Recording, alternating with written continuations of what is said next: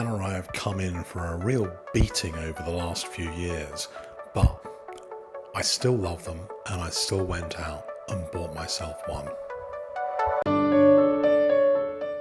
My new Panerai isn't brand new. In fact, it is a 2010 model. And I know Panerai's had a hard time over the last few years because of the quality and number of replica Panerais that are around.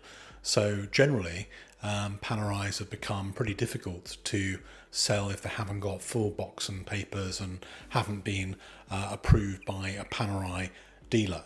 So the first thing to say is I wasn't planning to go out and buy a Panerai.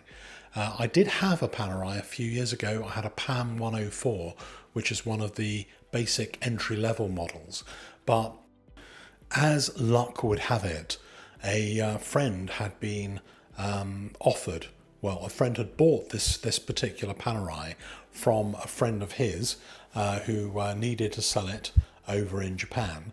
And he didn't need it himself. He's got a number of nice watches, and he thought of me and said, would you like to buy this watch at a decent price?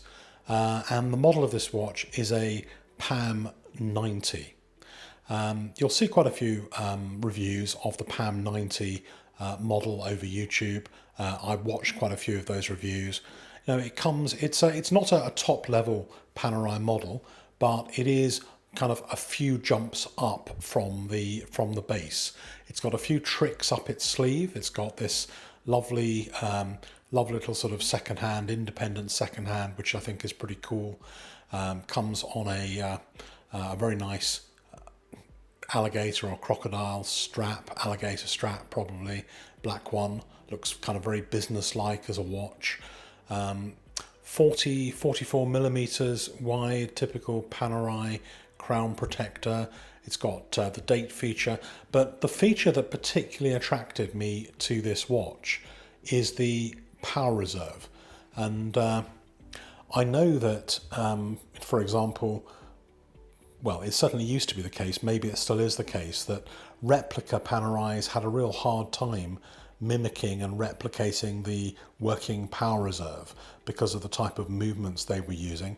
Maybe they've conquered that particular constraint at the moment, but generally Panerais that were replicas didn't have a working power reserve. And I kind of like to see what the power reserve is. I like the idea. It's a bit of a novelty because when the watch stops, it stops. But it's a bit of a novelty to have a working power reserve. And you can see here as I wind it, the power reserve going up, and the maximum power reserve on this watch is 40 hours. Compares with my Tudor GMT, which has a 70-hour power reserve in principle. Although I have had quite a few problems with that, and it's going to see Watches of Switzerland next week because of one or two issues with power reserve, rotor stopping, and maybe I might make a video on that one.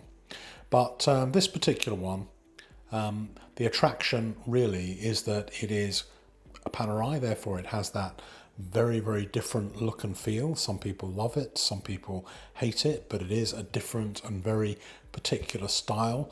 You certainly can't miss a Panerai when you see one on somebody's wrist. And it's not one of those Panerais that have the open case back. You can see that like all of these things, they have different series and different limited editions within a series, but you can't see the actual movement on this.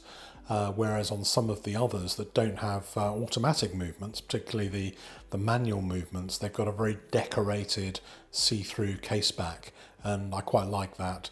But what this does have is some features which are more than base level and interesting. It has a quick release strap, and that's a pretty good thing because a lot of Panerai people like to have the watch at different times on different straps, and it takes a standard width kind of Panerai strap. I think in a way this particular watch looks a little bit smarter with the more business-like kind of straps rather than the slightly more rustic kind of straps that are around with a big Panerai buckle on them. But I mean, overall, you know, I picked this this watch up for what I considered to be a pretty reasonable price. The price was such that if I do become bored with it and want to trade it up, then there's some potential for reselling it at a slightly higher price than I paid for it, and using the cash to get something else. But at the moment, I'm really just quite happy to have this watch in my collection and enjoy it. As a brand, I think Panerai have a lot to offer.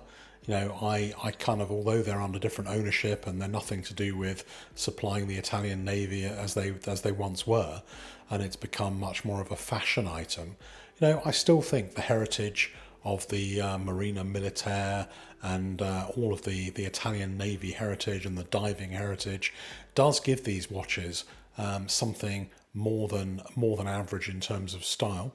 I guess my favourite watch brands, apart from Panerai, would be Rolex, and there's a couple of Rolex watches that, should I have the money to pay for them, would be on my list, including the two-tone GMT with the kind of rose gold. Is it the BLNR? Can't remember exactly what the designation is. And Tudor, I've got a Tudor Black Bay GMT, and I really like that when it's working properly. I don't know what else. JLC Reverso is another favourite, but no, I don't believe that you know, unless you're buying Rolex, it's a good thing to buy these watches retail. But it's very nice if you come across them at a little bit less than retail, and you're able to wear them for a little bit and not lose money like you probably would do on a brand new version of this watch or another similar Panerai at the moment. So it's one that I'm more than happy to have. I'm more than happy to actually wear, rather than just keep it in a box and treat it as a, you know, some kind of you know, protected queen of watches. And there you have it, my new Panerai PAM 90. And hope you enjoyed that video and the little break from coin videos on my channel.